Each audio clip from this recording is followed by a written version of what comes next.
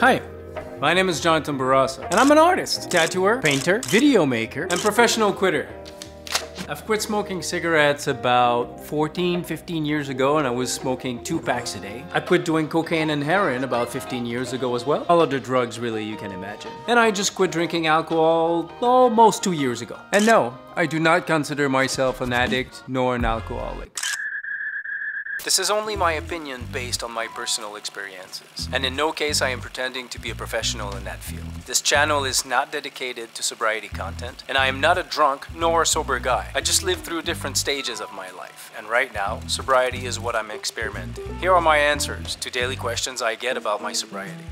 So why don't I consider myself to be an addict or an alcoholic? Even though a lot of people told me that this is what I was, that I kind of fit the literal definition of it. That's one of the questions I will be answering, and also I believe that my mindset on the subject has made it very easy for me to quit and be able to not go back into it, to the point that I rarely think of that stage of my life anymore. And you want to stick till the end because we're going to talk a little bit about toxic sobriety, which I never thought that this is some words that was going to come out of my mouth. And the tribalism between drinkers and non-drinkers. So yeah, and let's do that.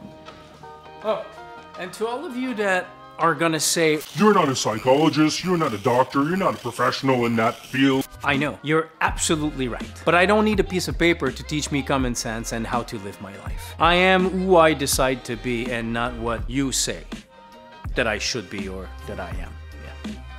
Now, first off, did I have it easier than others? Absolutely. Did I have it worse than others? Absolutely. It's all relative, and whether you compare yourself up or down, it doesn't really matter. It still remains your story, and how you see it and how you deal with it, it's gonna forge the person you will become. Now, this wall needs a little bit of art. Give me one. Oh. Yeah, much better. There's 2 ways to think about this, in my opinion. One way is gonna keep you in the same mind frame, that you're sick and that you're gonna have to deal with your condition for the rest of your life. Addiction. Or the other one, that might set you free from that mind frame to a better life. Having your own belief system. Decide who you want to be and not let others decide for you. Your choice. Pablo Picasso once said that everything you can imagine is real. This is as true for art that it is for your life and your identity. Because I truly believe that living is creating an art in itself. See, my past is not my present, nor my future. Yes, it helped build the man that I am now, that I agree, but throughout your life, you can decide to change as many times as you want. See, I was not patient at all before. Now I am. Not disciplined whatsoever.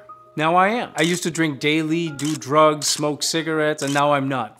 You get the point. There were experiments in my life and ended up with a result, and then I moved on. It's as simple as this in my head. And that's the thing too, even though if you're watching this and you do not agree with me, you just want to put in a comment how stupid I sound, that's not possible, you're this and that, it actually worked for me. And I strongly believe that when you identify with being an alcoholic, a drug addict, you're reinforcing in your head that you are those things, then making it harder for you to quit or change your habits. And I know addiction is a serious problem, and some people have it easier than others to quit different substances. But other than being born a crack baby, we are not born addicts. Just Google, are we born addicts? And there's plenty of research that points to no. We make ourselves addicts, whether it be by depression, anxiety, stress, trauma. A lot of people, how we deal with it is we go for alcohol and drugs. But the abuse of those substances is a byproduct of an underlying issue. That's the reason finding your why is important to help you quit, but that's for another video.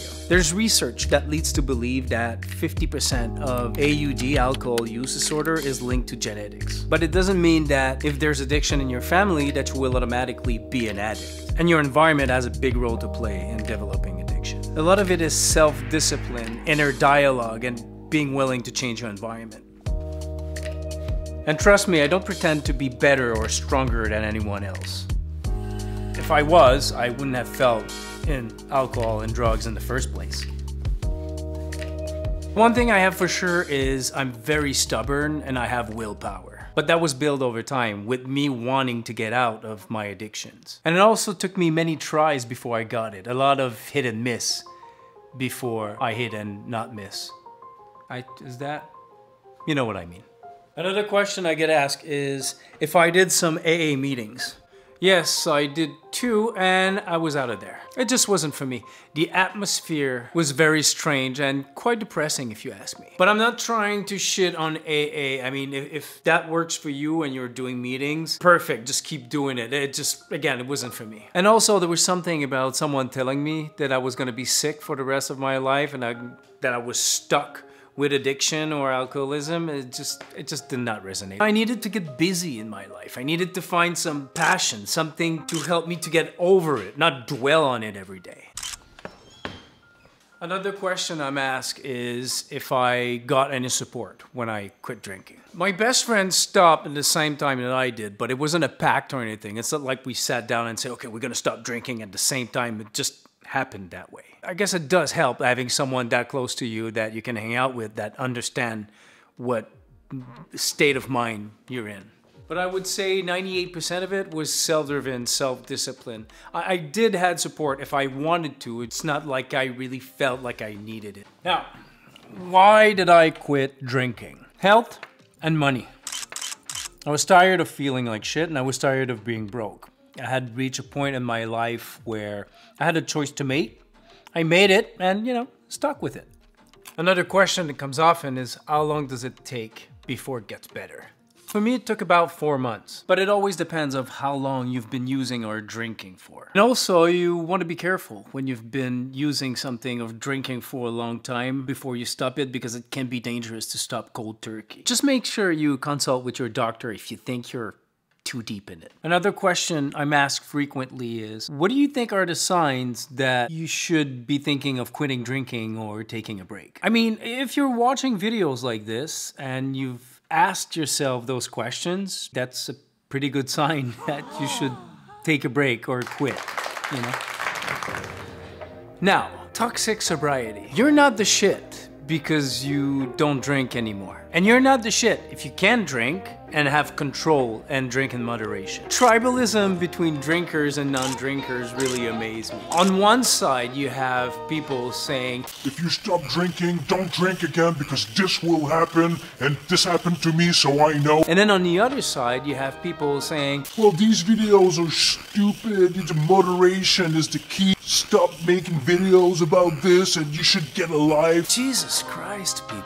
No one has to do anything. Your way is not the right way. It's your way. And it doesn't fit for everyone. That's the thing. Some people say moderation. Some people say none. And some people are all in. So what's the answer to this? How much is too much? Well, the scientific answer to this is none is better than any. The second best answer to this is called respect. Let people live their lives and live yours. It doesn't mean that you had an experience that everybody else is gonna have the same experience. So do what you want to do as long as you don't hurt people around you. It's all good. That's what life is about. Experimenting things. And this is what this channel is about, is my experiment of life, sharing it with you, and hopefully it could help you, inspire you, or, just entertain you. At the end of the day, we're all gonna die. So might as well make the best of our time here. And, make it interesting. Thank you so much. You're amazing. I love you. Thank you for watching. Comment, like, subscribe, share, do all that good stuff. And I'll see you very soon. Take care. And you want to stick till the... And you want to stick till... And you want to stick till... And you want to stick till the end. Stick till...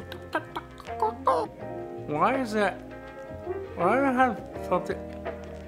I swear to God.